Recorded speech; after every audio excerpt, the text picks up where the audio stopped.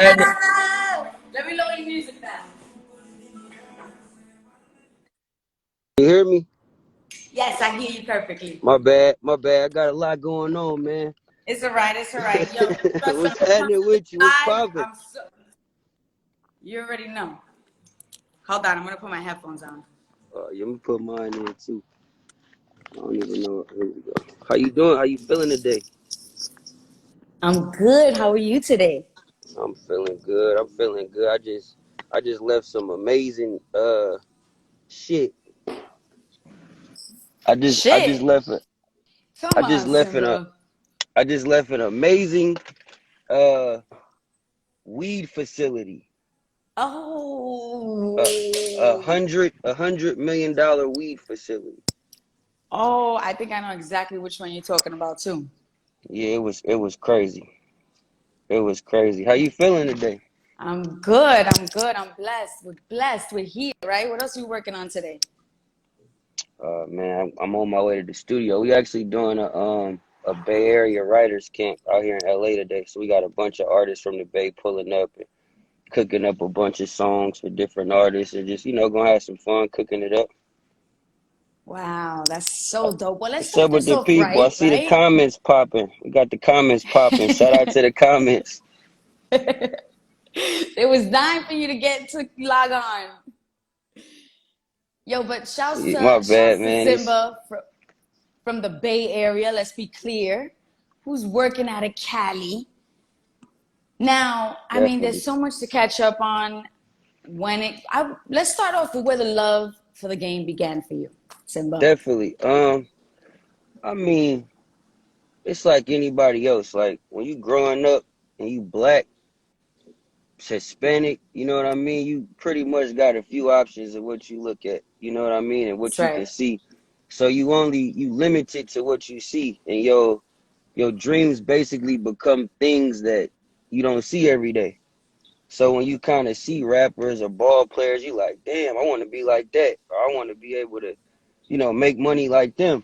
So it starts right there, and then you start, cooking up and start realizing this shit is a lot harder than I thought. You know what I mean? So from rapping to playing ball, like either one of them, if you playing basketball, it's like you gotta really be dedicated to playing basketball every day. Like you gotta perfect your craft every single day. The same thing with music, and that's for anything you doing. So for me, it started just like seeing Jay-Z, seeing Master P, seeing E40, seeing Too Short, just seeing different artists coming up doing their thing, and I was like, I'm trying to be like them niggas. I love that. Yo, shouts to you in basketball because I knew you had a little something going on right before you decided to go into rap, right? I'm supposed to be in the league. I'm supposed to be in the league. That's a hard decision to make. What can you say basketball taught you though that helps you as an artist? Um, I would say discipline. Playing basketball, like you gotta have a lot of discipline. You gotta be able to wake up in the morning. You gotta be able to get the shoot arounds. You gotta be able to That's right. perfect your craft, like I always say. So it really just taught me with music, you gotta put that same effort into it. You know what I mean? The same way people go to the gym and work on their left hand layup, you gotta be pulling in beats, just writing songs for the fuck of it. You gotta make a lot of bad songs to get to the good songs. So it's just perfecting it every day, being dedicated to it and having the discipline to get up to just do it, even though you might not make no money from it right away. You might post this raw ass song you feel is the greatest shit in the world, and this shit got 26 views for 3 years. You know what I'm saying? And that shit That's feel so whack. real. Yep. That shit feel whack, like it don't feel good. You know what I mean? So the discipline to get you through all that, it just keep you going. I love that. So now you're with Atlantic Records. You were with Columbia before. Now you're with Atlantic. Talk to us about that journey. Definitely. It's crazy. I was just telling my homegirl Bree Steves about that. She over here with me right now. But Shouts to her. it was dope because it kind of taught me how record labels work. And for me, it was always hard for me to develop a team. Like a lot of my homies, like they from the streets. So they got a lot of shit going on in their personal life. Some of them can't even really come to shows. You know what I mean? Because of certain things that they got going on. So it's hard to develop a team to build a business with when they kind of, going through those circumstances. So for me, I always kind of had to look to the labels to start building a team. And when I got to Columbia, I realized I didn't have a team. And I realized the importance of having a team because I couldn't get in touch with certain A&Rs. I couldn't get in touch with certain people in the building. So it was like, damn, like, why does this happen? And I had to realize I didn't have key players around me that already have these relationships. So I started finding people. Shout out Donnie Meadows and Chase Fairbanks, Star Island. That's who I'm partnered up with and signed to. When I found them, they kind of showed me the ins and outs of shit. Just having relationships here and, okay, if you want to be this type of artist and move like this, you should be over at this building. This might not be the correct building for you. You should be with this A&R. So they introduced me to Dallas. And the minute me and Dallas met, it was like, he like an older version of me. You know what I'm saying? Like, he just had a son. I just had a son. You know what I mean? Like, he just getting this big break where he turned up and inspired and ready to go harder. I just got mine. So he's able to guide me through things and keep me on point. So, having Dallas, having Donnie, having Chase, it just kind of all came together for real. That's so fire. And now we have, well, I can't turn off. We have Don't run from rap, because I want to say the Yes. acronyms. Yeah. Don't run from rap, but the acronyms are Responsibilities and principles. I love that. Don't run from responsibilities and principles. At a So point in time, talk to us about that. Why? cause like at a point in time, I got caught up in the hype of just doing all the shit everybody else do.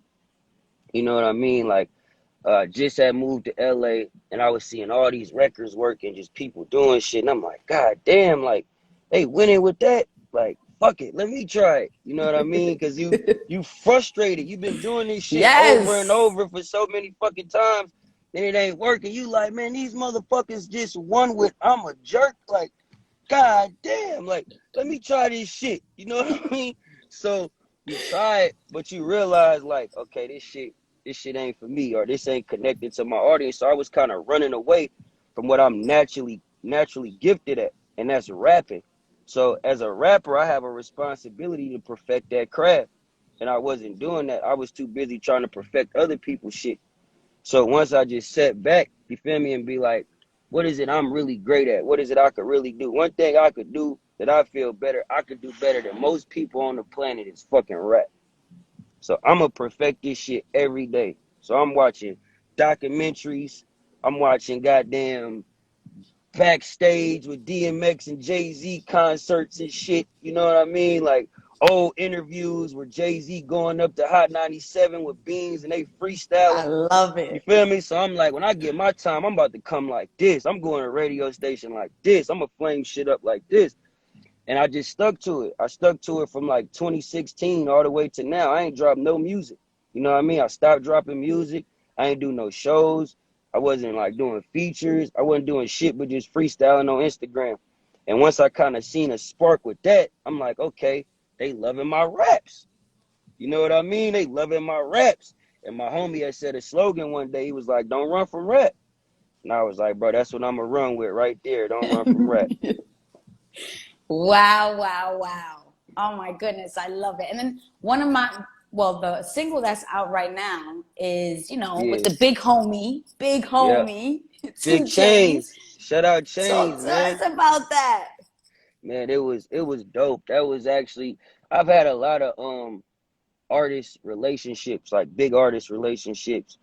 And sometimes it's hard to execute a song with them, right? It's easy to get them to do a song, but it's hard to actually get them to shoot the video, be at the video on time, be a cool person, chilling, hanging with the homies, not making the homies feel like they can't say what's up.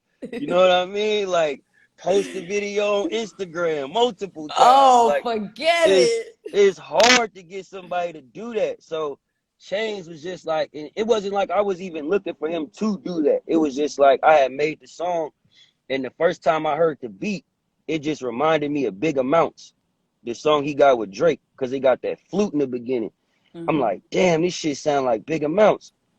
So I'm listening to it. So I lay my verse, I lay the hook, and I told Dallas, I'm like, bro, we should send this to Chainz.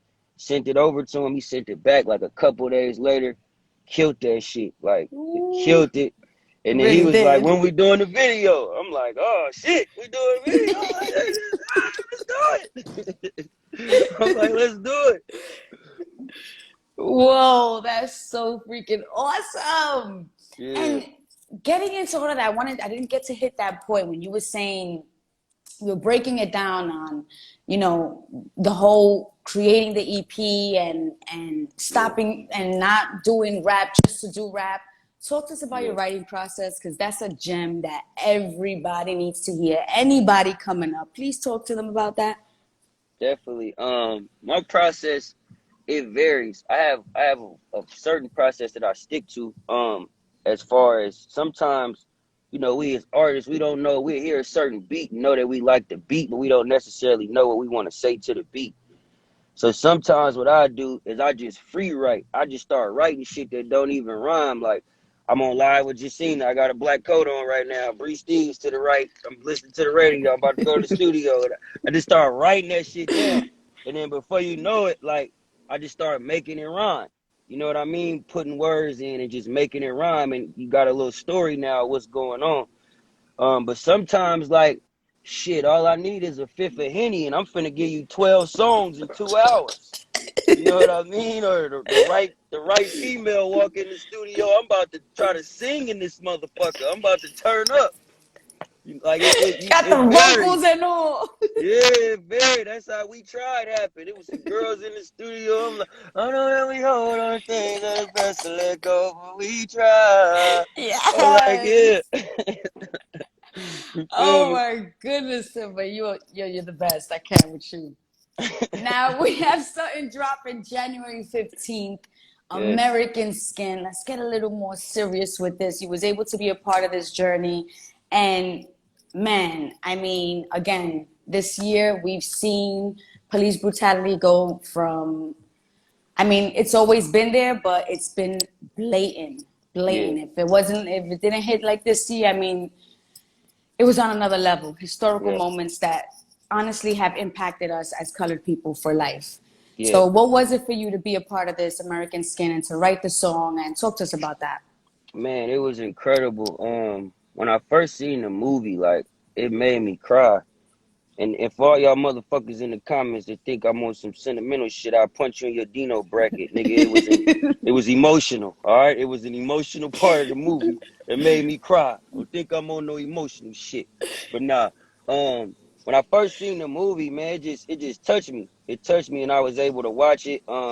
Me and Dallas watched it in Atlanta, and then I was able to talk to Nate Parker. We jumped on the phone and we had a conversation, and he was just telling me his perspective that he wrote the movie from, as far as, us as black and brown people, we always getting fucked over by the police. You know what I mean? Every time they pull us over, it's an aggressive encounter.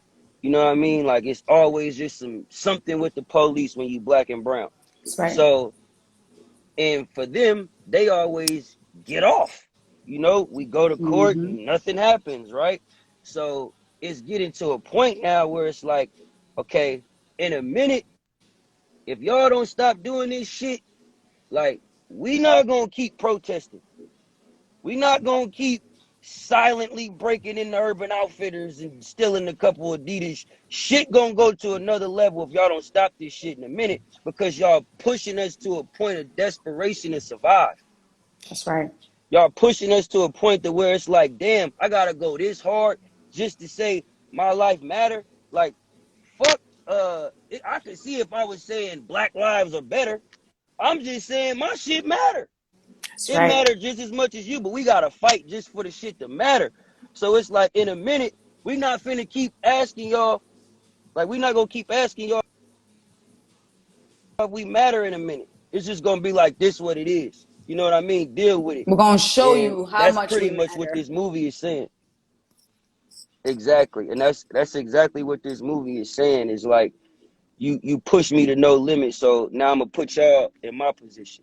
and I want y'all to see how it feels to be me for once. So shout out to Wow, I can't Nate wait. Parker.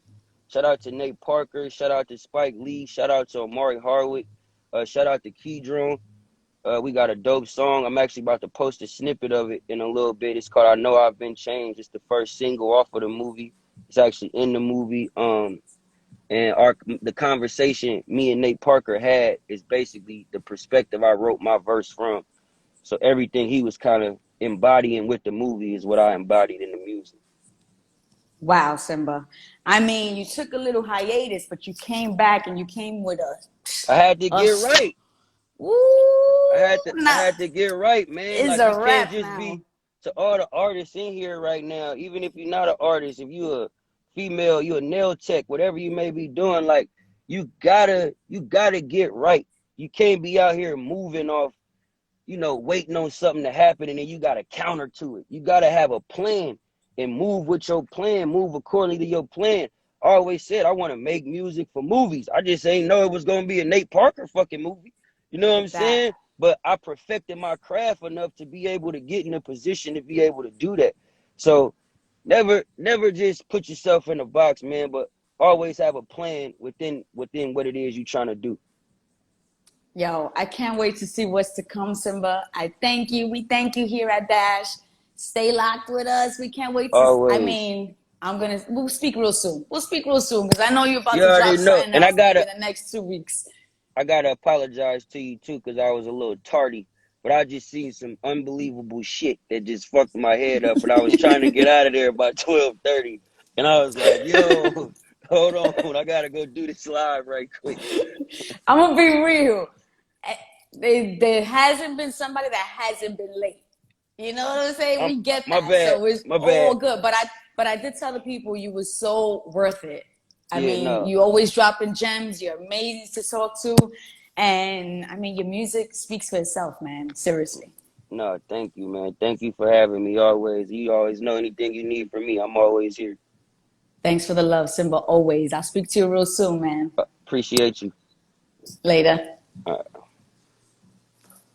That was Symba, y'all. I told you, super humble, super focused, I mean, this is what we need more of, y'all. Just practice, practice, practice at your craft. Come on. Do what you love. Love what you do. Live, laugh, love is the only way to do it. I'm out of here, y'all. Stay locked with Dash. Stay locked with Jacina Love. We got you.